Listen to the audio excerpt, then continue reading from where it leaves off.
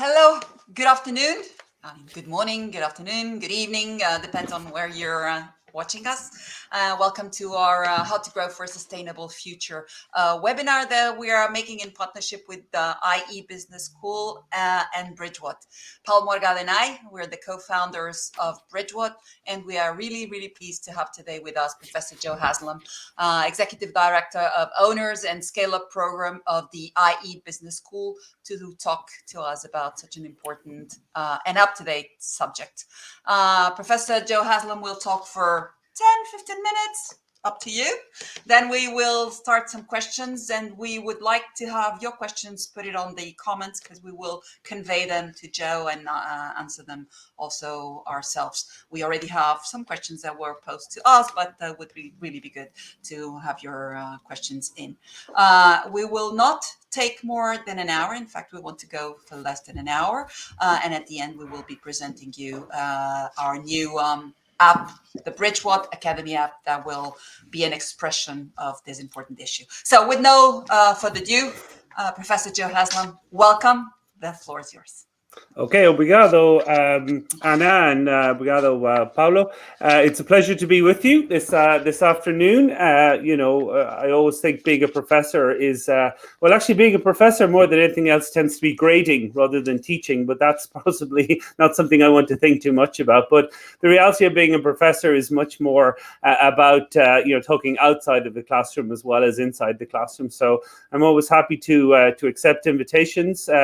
And particularly this one, I found it to be a very relevant invitation because, you often talk about the disconnect between what I might say in the classroom and what's happening on the outside. And, this is one of the most interesting times. We often say, I used to be a management consultant, and we used to say September was always the busiest month because people would come back after September and, they'd be thinking about things during the summer or whatever, and budgets would open in September and people would be, settling in for a long project or something. So September was always an interesting month. But I think this September, more than anything else that I can remember, and I'm on this planet almost half a century, this September has been, there's been more incoming this September than anything else I can remember. And there are various factors for that. A lot of it is obviously we had the pandemic that everybody knows about. And one of the factors that came out of the pandemic was, a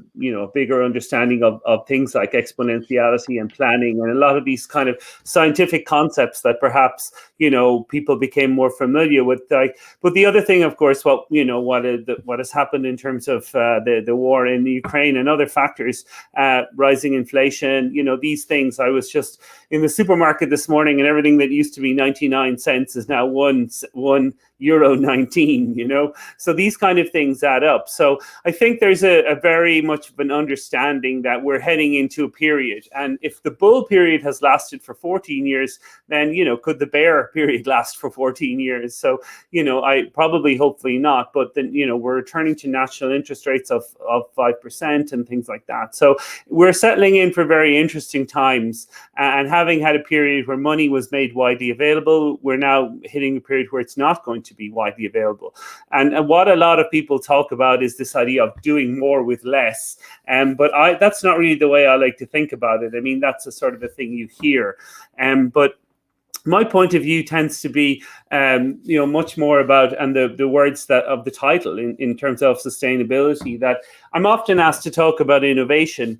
And I say, okay, I'll talk about innovation if you want. And I define innovation in terms of connecting the unconnected. But sustainability has always been a much more interesting word for me because the idea of something that's sustainable, I mean, there's no good doing really anything unless it's sustainable. I mean, had a kind of an association with the environmental movement or something like that. And that was never really the way I saw it. I mean, my background is very much as an entrepreneur.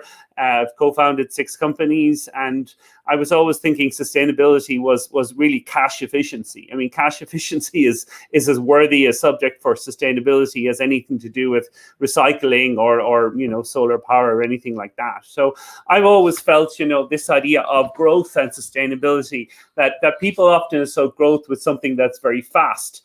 And they often associate growth also with something that happens at the same amount of time.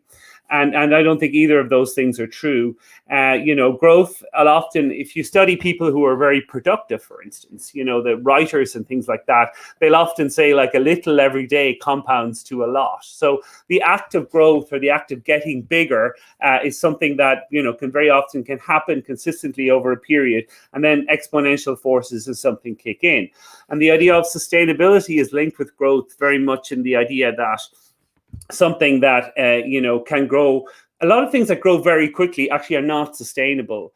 In class, I often talk about Yahoo people look back at me as if to say like, who or what is Yahoo? And people of my generation, Yahoo was everything. We looked at Yahoo Finance, we had Yahoo emails, we looked at Yahoo they were almost one of the first people to put video on the internet, and now they're nothing. And one of the things is that they grew really quickly, so then they collapsed quickly. So anything that grows really quickly, it's something that I observe a lot when I'm looking at trying to understand ecosystems. I tend to read a lot of things about nature and how nature works with other. I have, rather sort of a disproportionate amount of books about forestry, which is something I end up reading. But what's interesting about it is that that's how you're trying to learn about things that work in harmony. And things that are sustainable work much more in harmony with the natural forces. You can have something like Uber or these kind of so-called blitzscaling business models that drive straight in.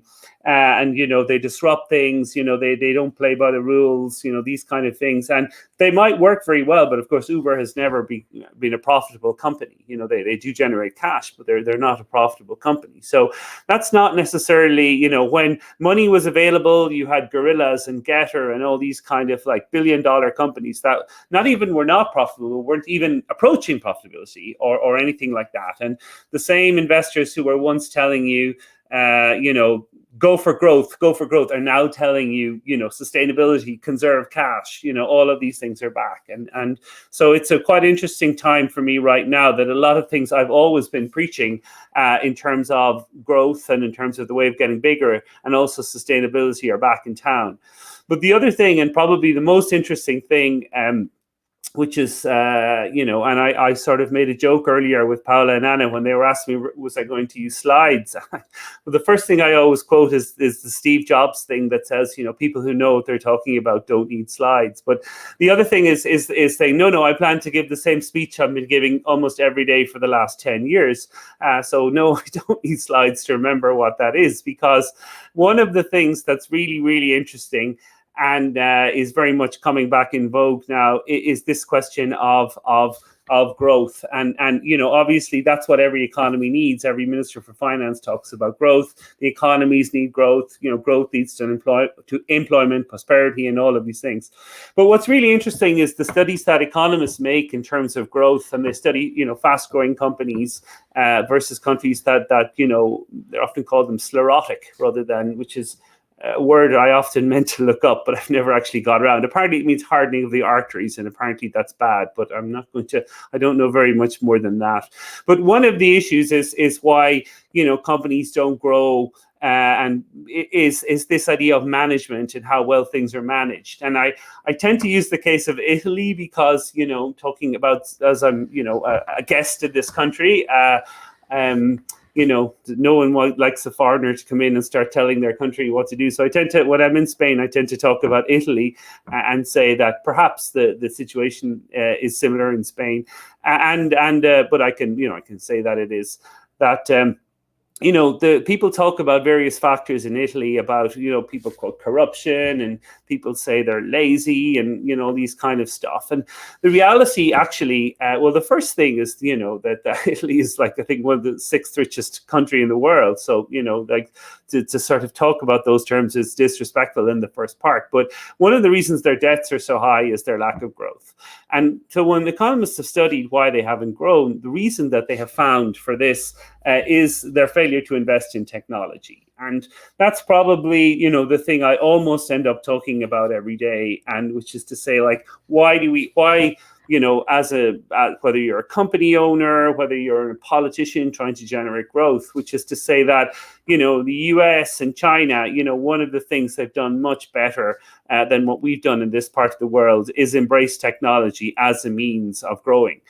And this is the sort of, everyone talks about management, Well, first of all, everyone talks about leadership, right? Which is like, because if you want to have a seminar, if you say like seminar for management, people just find that to be unsexy, and they think it's like managing is like nobody stands up and says they're a manager. Everyone wants to be a leader, but actually the discipline of management is, something that I'm much more interested in talking about management than leadership. Leadership is sort of when your plane crashes, how do you send for help? Where management is kind of getting the boxes where you need to have by the end of the day.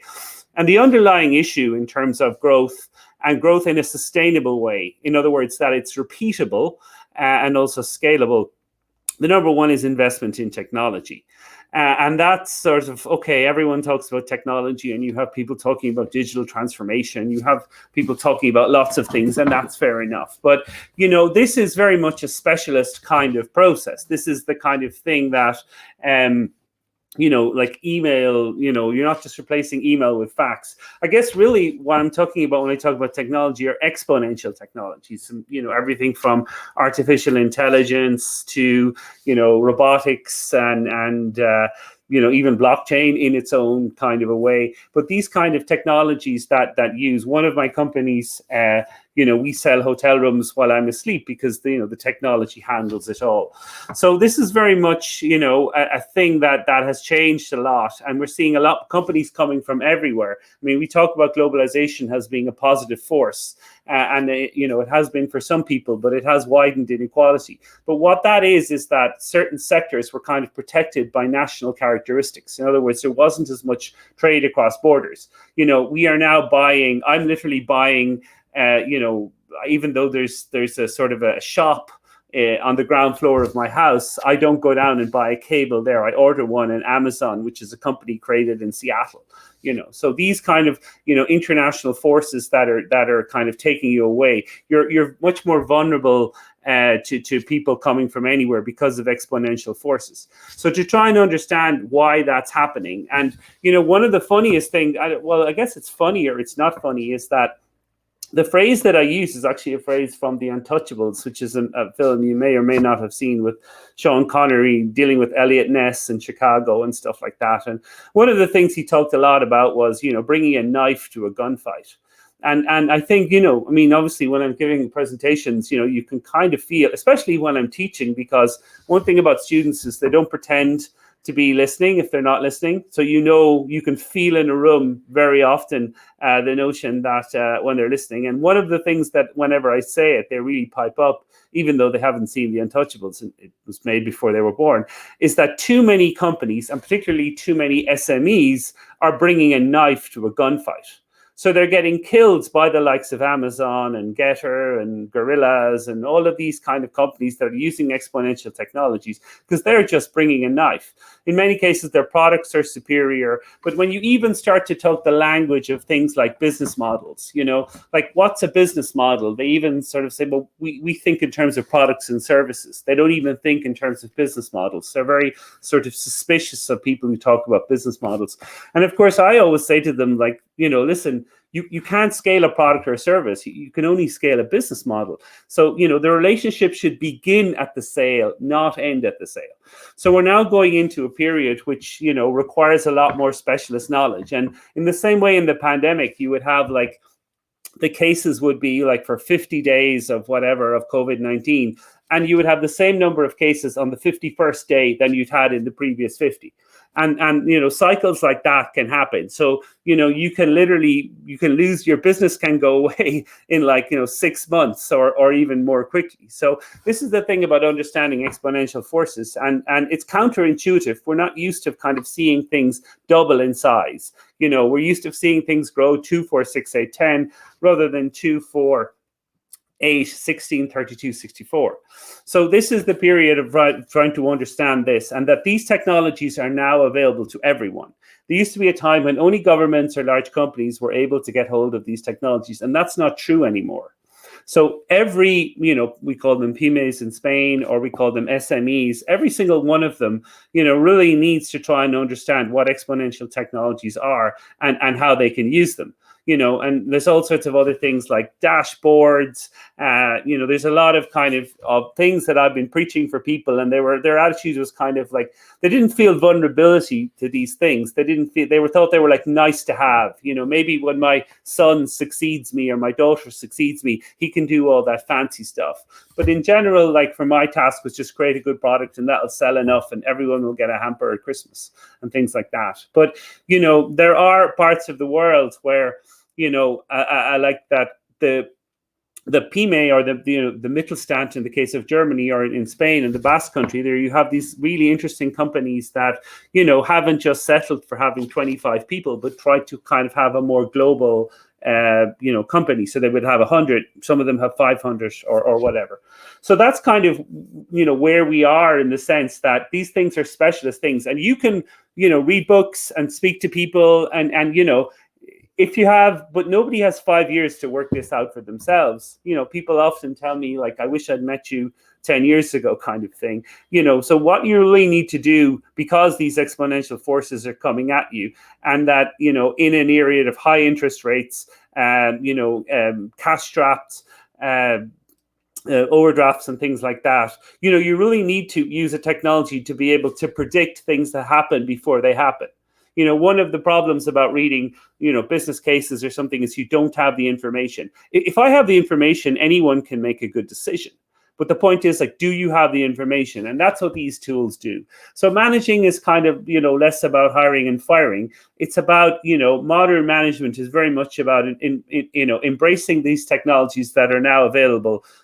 Like one of my companies, we have a rule, no Excel, like, people managing things in Excel, whether it's like your HR or your finance or whatever, like there are SaaS tools that are infinitely better for managing those things. But of course, what can you do? You can Google SaaS and you can try and, find these things out by yourself. But there's kind of two really important things that you need to do, which is, and I advise first of all, I tell all SMEs, first of all, you have to try and get big. Because if you're not big, you're vulnerable. And that's been more true than, it's almost like being back in the playground. The small guy gets beaten up. You lose a few customers, you're down. So getting big isn't really like a choice anymore. So that's kind of the first thing. The second thing is that you have to kind of get smart, which is you have to try and speak to people who can kind of have been there before, have had experience. And I mean, I know what I know just because I've spoken to like 500 CEOs, not because, the heavens opened up and there was some sort of knowledge transfer. It's from my own experiences and things like that. So this is the other thing about knowledge transfer. And the other thing is, you need to have a coach, and then you also need to have like a community. And this is one thing I was speaking to this guy, Bernard Nieser, who's a former student of mine in Busu, about how he turned the corner of his business. And he said two things made a difference. The first thing that made a difference was having a one-to-one coach who had been through this before. And the second thing that made a difference was community. In other words, he talked to other SMEs. And it's funny how, very often within our circle, other people, you might not have any other entrepreneurs within your circle who don't really understand what you're going through. And while they might be sympathetic, that's not enough. So, basically, we're going through, I don't hope it's not going to be a bull run of 14 years or a bear run of 14 years, but we're going to be in a situation where, money to solve problems is less available. So what you have to try and do is, instead of spending 6 months to work something out, the famous saying, you can spend 6 months in a lab or a day in a library. You have to try and speak to people. And the best entrepreneurs are like that. In entrepreneur organizations, they engage with each other and say, like, what are you using for this? What are you using for this? What are you hearing from this? These kind of things. So, these are sort of the growth very much involves. There's sort of like micro issues and macro issues in terms of, the micro issues in terms of product management and things like that. But very much the macro issue is this idea that, countries where their companies grow, it's because they embrace technology. And that's what good managers do. And this technology is widely available. And in countries where the SMEs don't grow, it's because they technology is just something that they think of as something as they have to have, rather than something that will give them an advantage. One of my companies was acquired because the guy said, not only do we want to use your product, but we want to buy it so our customers can't get hold of it. That was in the retail industry, so they understood very much how things would affect. So you have to try and get knowledge, and you have to be part of a community. And whether you could have got away, if I was saying this 5 years ago, probably you could got hold of money to try to finance yourself through your problems, but that's not true anymore. So what you have to try and do is do more with less, as I previously said, and you have to try and connect with communities and also understand what other people are doing, so you're the one who's not doing that. So that's a sort of my message, more or less. I look forward to Paulo and Anna. We've sort of discussed this before offline, and we hope now to sort of continue that discussion. And we're not in total agreement with everything. There are some things we're in total agreement of, and there are other things where perhaps I might go farther and Paulo might not go as farther. So I wouldn't in any way claim to be an expert in everything. But what I tell the people who take the Owner Scaleup program is the following, which is to say, I have a pretty good handle on what you should not do. In other words, the mistakes you make, and what you need to do to be successful, is a more complicated thing. But I always say, like, if you start by not doing certain things, then that opens up the space in order to do the things you need to do, because you're not starting from behind the wire. So maybe I might just sort of cut it there to leave plenty time for talk. So I don't know, Paulo, do you want to come in on anything I've said? Yes, of course. I think, Joe, first of all, I liked your discourse a lot. So it touches various points in which I completely agree with you. We agree with you. One of those is that things that grow really quickly are not sustainable. And one of that you mentioned is debt. Okay. And we know that Italy, Greece, Portugal, Spain are countries that are particularly affected by debt. And the question is, you call our attention for the need for companies to use technology to start to grow organically, to compensate for the lack of debt that we will assist in the future. So that is becoming more scarce now, more expensive now. So the question is, are the companies really prepared to understand technology? Are the managers really educated to understand technology? Since most of the managers and all the people connected to business spend a lot of time talking about leadership and this type of I would say themes that do not go straight to the point that the companies must go now. And the other question is maybe the more difficult to answer is how to overcome inertia. Okay, because this is a complicated problem, because in the last 20 years, any crisis was solved.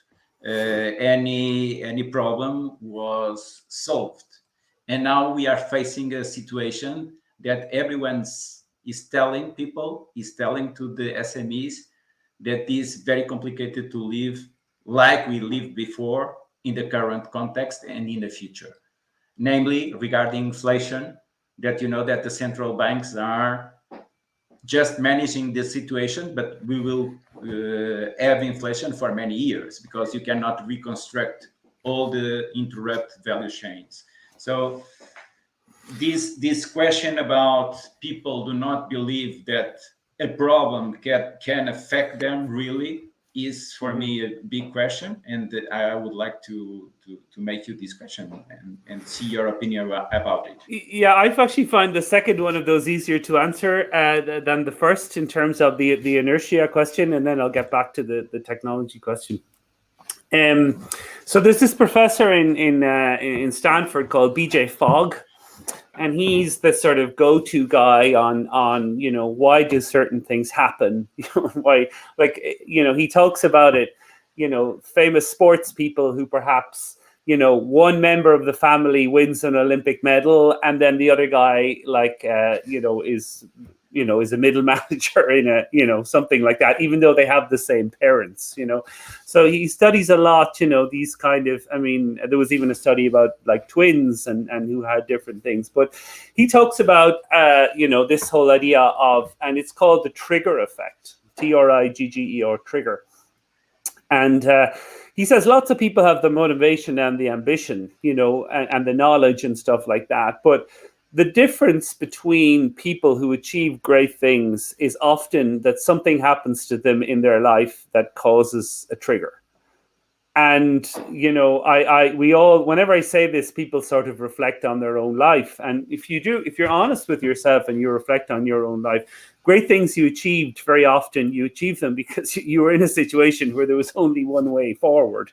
Obviously you can be lucky and things like that, but I think, this is the idea of a trigger that lots of people had, the other people often call these things sliding doors moments, but, I prefer a trigger. And that's what he has found, which is to say that whether it was a teacher or a coach or, something has happened to most people who have achieved great things that has transformed them from being just another person with motivation and ambition and into something else. And, that can be because you had a competitor. I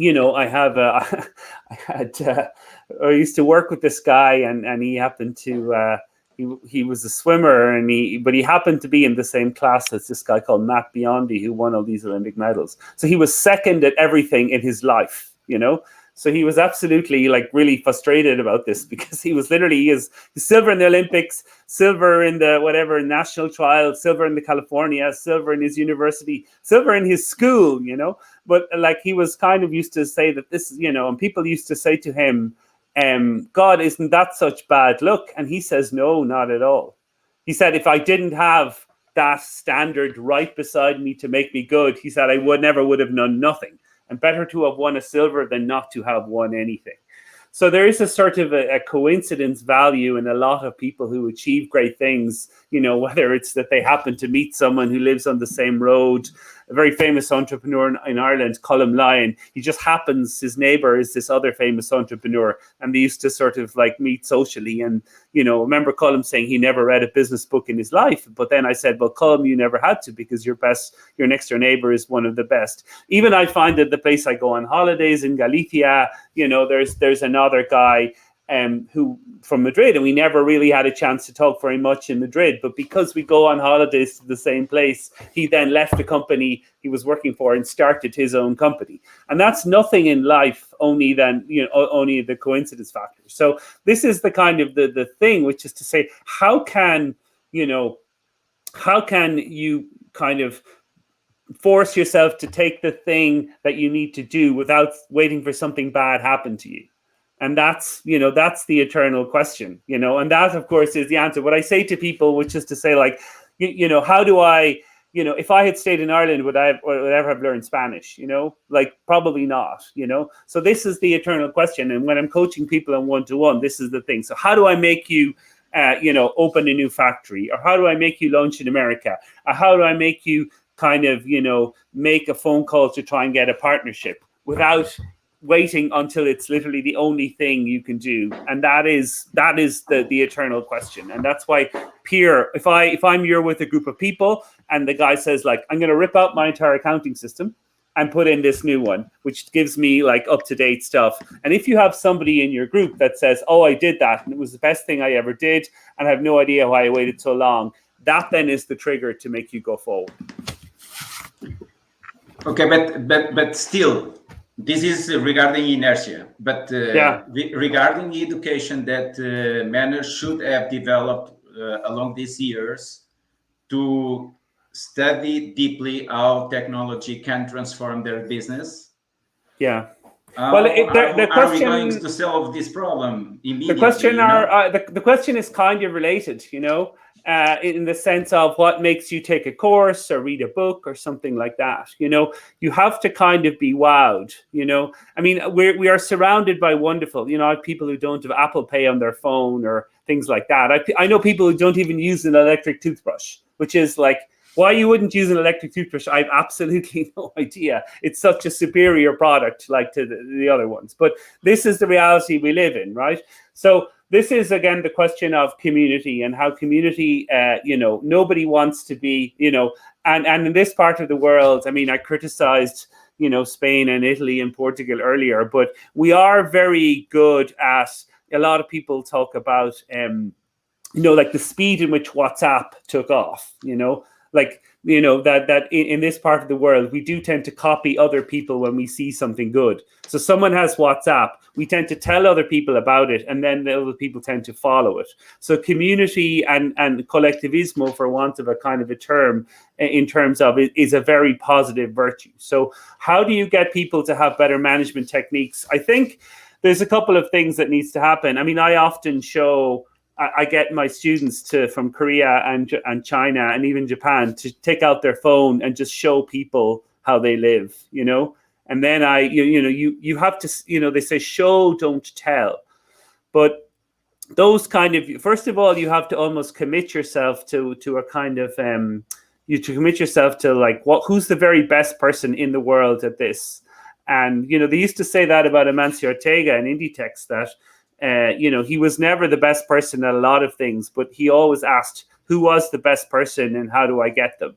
And that's in many, he knows nothing about RFID or logistics or anything, 4PL, and he doesn't know anything about that, but he knows it's like, okay, get me the right person. And that's actually can be quite a good management skills. And I've visited Arte Show and I remember being wowed with the stuff they were doing. And they said, oh, the stuff in Zaragoza is much better, and even then I was wowed. So those are the factors that we talk about, but it starts by being a belief that like, moving away from education and knowledge as being credentials, that it, almost like you went to university to get a nice picture for your family. And that's not the world we live in anymore. We now live in a world where, literally like education means the difference between something else.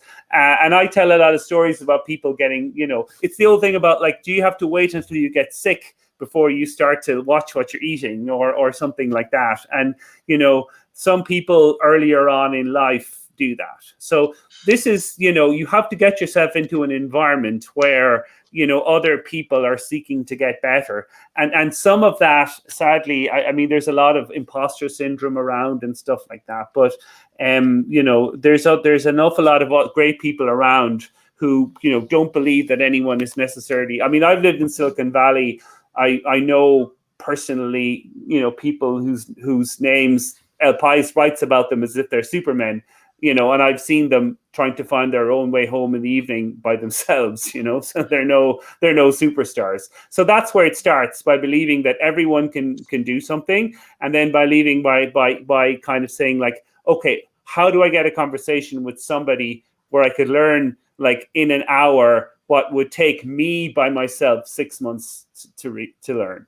That's how it starts. And Joe, that comes back to something that you've mentioned, and you mentioned a couple of times, which is exponentiality. Exponentiality is very much related to volume. So where do SMEs stand? What can they do? And where does community come in when we talk about the need for exponentiality? That's one question that I have. Then we have two questions from the audience that we will pose to you soon after. Sure. No, let me answer that, because actually, like I prefer to talk about what we have is the owner's Scaleup program. It's not the owner's growth program, because scaling and is different to growing. Scaling is very often doubling down on something in order to create exponential effects. So growth might be kind of getting bigger by a little thing. But the big thing I mentioned, which is to say these technologies are now available to people when once they were only the preserve of having governments and large companies. I mean, that's what's changed. Like 15 years ago when I started setting up companies, it was acceptable to have certain standards, but that's because, it wasn't worth spending $1 million on a computer system. But that's not true anymore. These technologies are available, whether they're SaaS tools or something like that. And you have to have a mentality which sort of thinks about simplifying and trying to put something into a technology framework in order to give you information in order which to make decisions. as I said, and I repeating, I often joke that I wish I could give the same class 15 times, because, it's only when you said it, that it's sinking in. But exponentiality, again, as I mentioned with the pandemic, like that, the pandemic went on 10 days and suddenly the whole country has it, like people don't think about that, but, products can happen that way as well. And next thing you're gone, and that kind of thing didn't happen before. Like these companies that are called Amazon resellers, they will literally would say you have I often use the analogy of a knife, right? Because, Toledo steel came out of that. So you have all these kind of Berlin Brands Group and all of these people, and they have no products at all. What they do is that they use exponential technologies to sell somebody else's product. So they buy a product that's a superior product, but is badly marketed. And then they use exponential technologies in marketing and pricing to find the 50,000 people in the world who will buy this. And they will make them buy it at the price in which they're prepared to pay for it. So that kind of thing about like having to hire a marketing manager, having to hire a sales manager and stuff, like, the data can handle that for you in a much better way.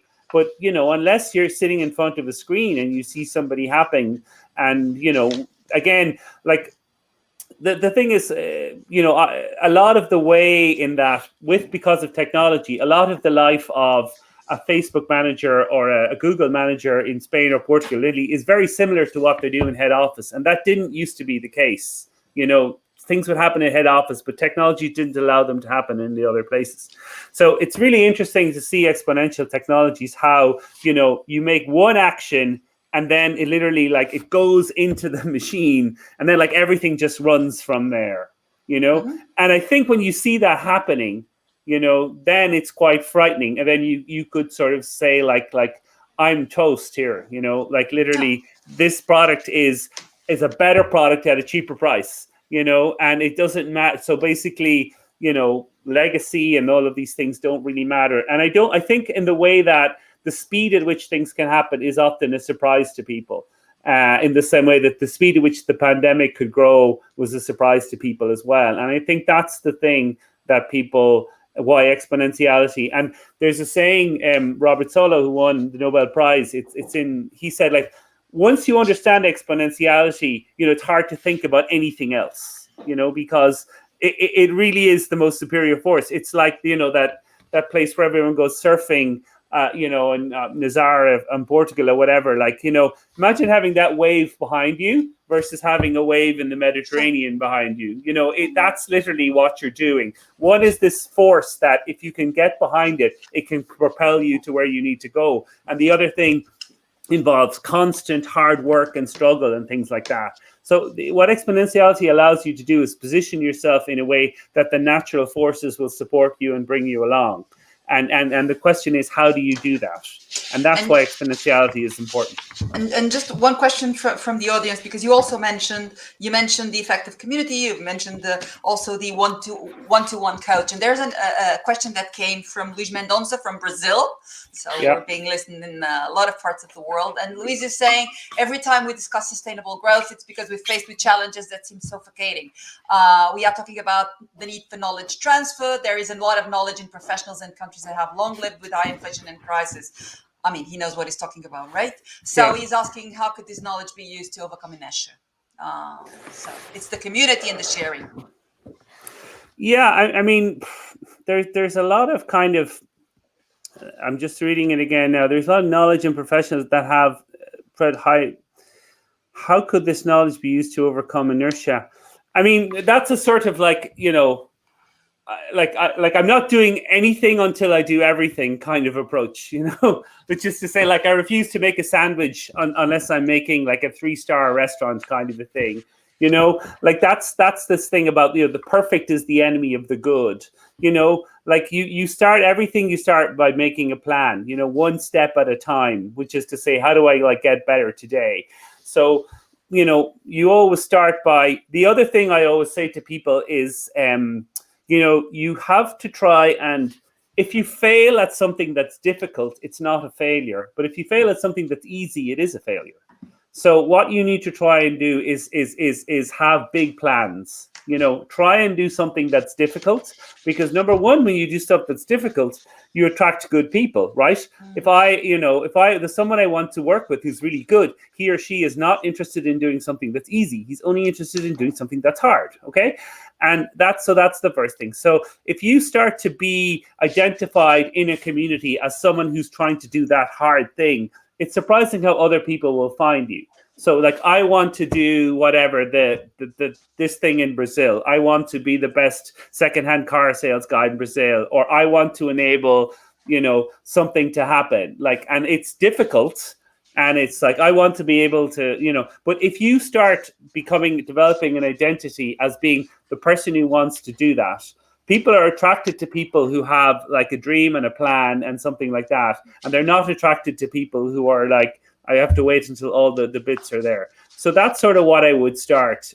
Like, find something that's difficult and then start to do it. And you're not going to do it all immediately, but you're going to attract interesting people. And, over time, you'll get there. So that would be kind of like how I would phrase that. But that does. Sorry, Joe. There is another question from the audience, which is, well, we have 3 minutes because we have to move on to the app presentation. But there is a question to the audience from Inez Velasquez, which is, what are the mistakes companies should not make? Let's say the 3 most important ones, okay? Because for the sake of the time. Okay, so the first thing is, like, if you've somebody who works for Coca-Cola or a big brand company who's used to big brands and big resources, then you don't necessarily want them to be in your small company. Some people are brilliant if you have the marketing budget of Red Bull and something like that, but those marketing skills don't then transfer to a smaller company. So you see that a lot, that they hire people from experts in company, but then, without a budget, without a brand, they're not good.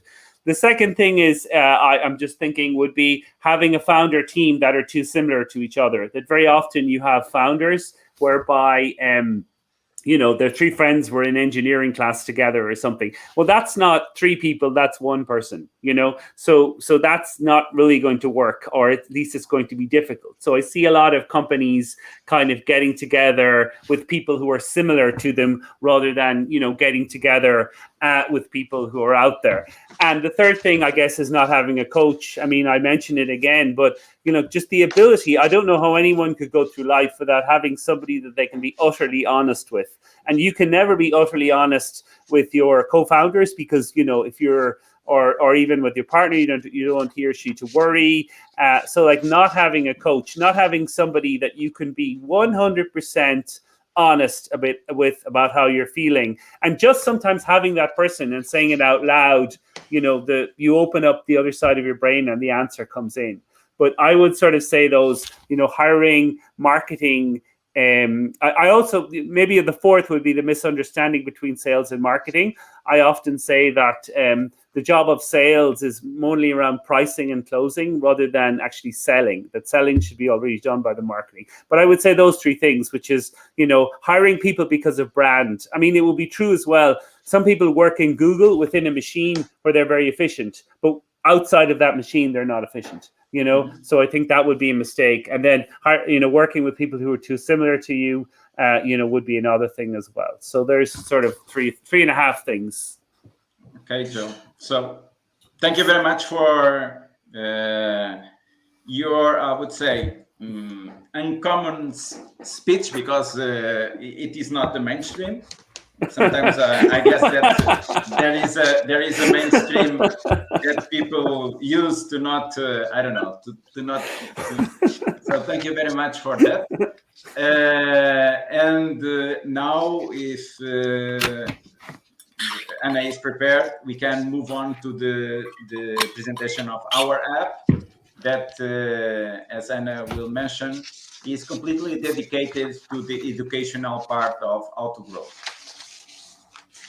Yes, absolutely. We are very much concerned in Bridgewhat about the knowledge of growth. because most of the times things that may seem very simple are not as simple as we think. So getting to deep knowledge and understanding is something that we believe is very important to support and help companies to grow, which is the way that we see it. Just a final remark, because we were talking about the relationship between growth and sustainability. For Bridgewhat, we only understand growth in a sustainable way, and that's why we have developed this growth as a service model, which in itself says that growth has to be seen in a long-term perspective.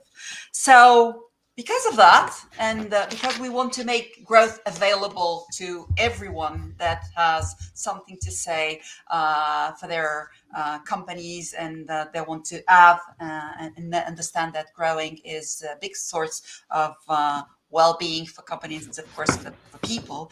At Bridgewhat, along with our partners, and IE Business School is one of the examples, we wanted to contribute in some other way to it. So we decided that we would launch an app, the Bridgewhat Academy app, which is dedicated to all those that want to achieve ambitious levels of growth. So the Bridgewhat Academy app is our contribution for companies and professionals that want to understand how growth can be made. You can learn about growth and ways to tackle growth on a very much down-to-earth perspective. So what can this Bridgewhat Academy app give to you? So first of all, plenty of content on how to grow.